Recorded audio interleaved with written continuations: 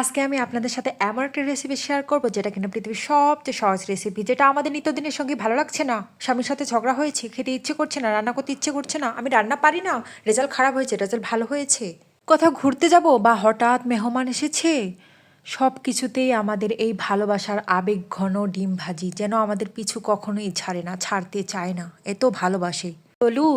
চলুন আপনাদেরকে আমি শিখিয়ে দিই ডিম ভাজি কিভাবে করতে হয়। প্রথমে পেঁয়াজ কুচি নিয়ে নিয়েছি, তারপরে কাঁচামরিচ কুচি, ঝালটা পরিমাণ মতো আপনারা যেমন খান, তারপরে দিয়ে দিলাম হলুদ গুঁড়ো, মরিচের গুঁড়ো পরিমাণ মতো, লবণ, মশলার গুঁড়ো আর একটু ধনিয়া। ধনিয়া দিয়ে হাতটা দিয়ে ভালোভাবে কষলিয়ে কষলিয়ে তারপরে দিয়ে দিলাম একটি ডিম। তারপরে ডিমটা চামচের সাহায্যে ভালোভাবে গুলে নিলাম।